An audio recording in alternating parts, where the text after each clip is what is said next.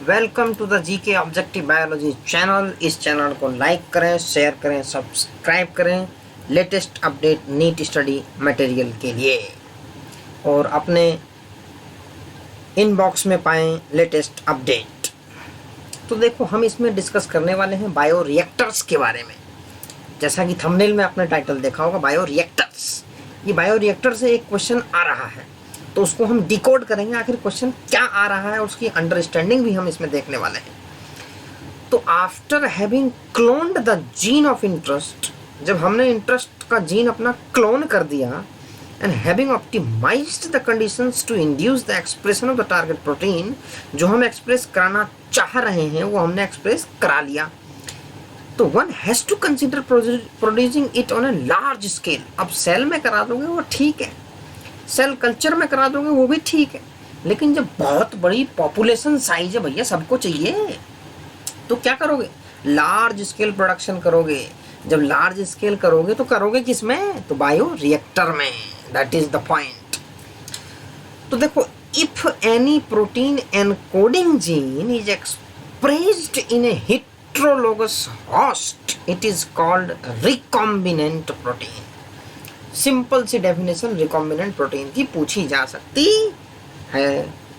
तो the cells harbouring cloned genes of interest may be grown on a small scale in the laboratory.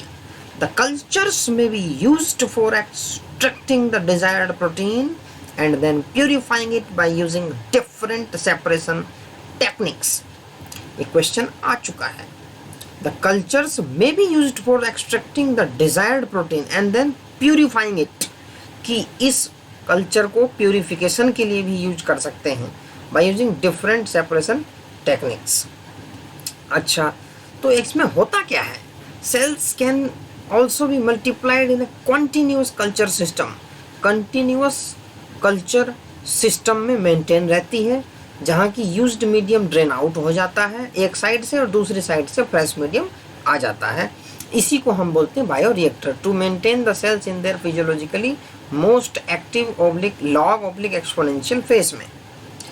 तो ये हो गया तुम्हारा बायो रिएक्टर। अभी नीचे आएंगे। The most commonly used bioreactor are of stirring type. एक स्टीरिंग टाइप का है और एक sparged stirred bio tank bioreactor है। ठीक है जी, तो थोड़ा सा थ्योरी पढ़ लेते हैं।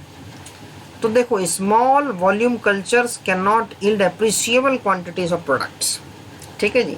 To produce in large quantities the development of bioreactors where large volumes, कितनी रेंज याद कर लो जो एनसीईआरटी में दी हुई है, 100 से 1000 लीटर की रेंज है, of culture can be processed. ठीक है, तो वाज रिक्वायर्ड दस bioreactors can be thought of as vessel in which raw materials are biologically converted into specific products. इसमें इंडिविजुअल एंजाइम्स वगैरह हो सकते हैं। यूजिंग माइक्रोबियल प्लांट, एनिमल और ह्यूमन सेल्स, कुछ भी यूज कर लो। तो bioreactor provides the optimal condition for achieving the desired product by providing, क्या क्या प्रोवाइड करता है वो देख लो। Optimum growth conditions, temperature, pH, substrate, salt, vitamin, oxygen, ये सारे रट जाओ, क्वेश्चन इसी में से आएगा। ठीक है जी, ये जो पॉइंट है, ये क्या क्या मीडियम प्रोवाइड करता है, क्या क्या कंडीशन प्रोवाइड करता है, इसको रट जाओ, क्वेश्चन इसमें से आएगा। तो अब हम डिस्कस कर लेते हैं भैया। ये जो है डायग्राम, ये तुम्हारा सिंपल टाइप का है, स्टीर्ड टैंक बायोरिएक्टर। अब बी जो है स्पार्ज्ड स्टीर्ड टैंक बायोरिएक्टर। अब देखो क्या है, तो इसके स्ट्रक्चर देख लो। ये जो तुम्हारे बीच में रॉड दिख रही है ना, ये घूमती है। घूमने से क्या है, ये फ्लैट ब्लेडेड इम्पेलर है, ऐसे ऐसे घूमेंगे तो मिक्स करेंगे ये। ठीक है जी, ये है तुम्हारा acid base for pH control.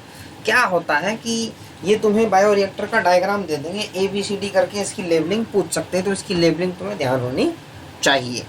और अगर ये वाला डायग्राम आया तो भैया यही पूछेंगे इसको देख के। तो ये है increased surface area for oxygen transfer. ये देख रहे हो, यहाँ सरफेस एरिया इंक्रीज हो गया, ये पूरा तुम्हारा क्लोज्ड है।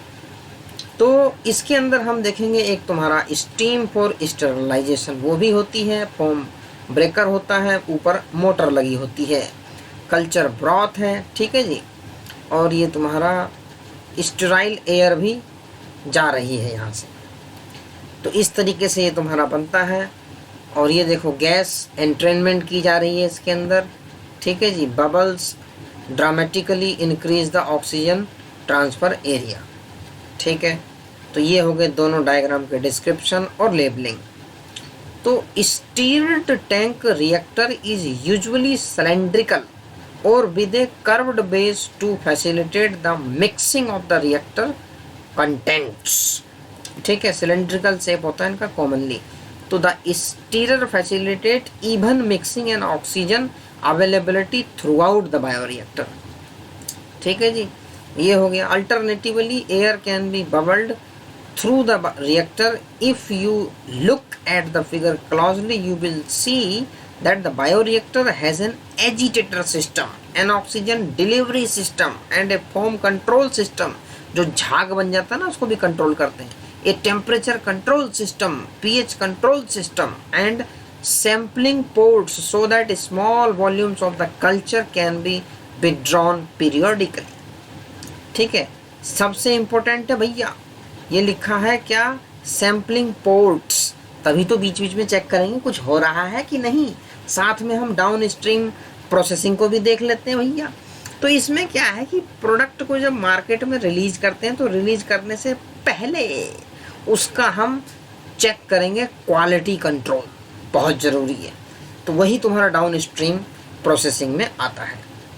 तो इसमें देखते हैं the processes include separation and purification which are collectively referred to as downstream processing. तो clinical trials in case of drugs होता है। स्ट्रिक्ट क्वालिटी कंट्रोल टेस्टिंग चाहिए for each product is also required. The downstream processing and quality control testing vary from product to product. और यहाँ ये भी दे रहे हैं कि the product has to be formulated with suitable preservatives, ये भी इसका पार्ट है। Such formulations has to undergo through clinical trials as in case of drugs. तो डाउन स्ट्रीम प्रोसेसिंग बहुत ज़रूरी है उसका मार्केटिंग से पहले। तो ये सारे थे बायो रिएक्टर और डाउन स्ट्रीम प्रोसेसिंग के बारे में। एक क्वेश्चन इस पार्ट से ज़रूर आता है और हर साल आ रहा है। तो ये क्वेश्चन जो पूछा गया था कि स्पार्ज्ड स्टीर्ड टैंक बायो रिएक्टर क्यों डेवलप किया गया, तो ऑक्सीजन की अवेलेबिलिटी को बढ़ाने के लिए इसका बड़ा एडवांटेज है। इस पे क्वेश्चन आ चुका है। तो इस तरीके से ये तुम्हारा ख़त्म होता है बायो रिएक्टर्स। बहुत इंपॉर्टेंट टॉपिक है, एक क्वेश्चन ज़रूर आएगा। तो obtaining the foreign gene products, जब हम जीन हम लगा देंगे अपने इंटरेस्ट का तो उसे लार्ज स्केल में कैसे प्रोड्यूस करेंगे वही इसमें बताया गया है। Thanks for watching.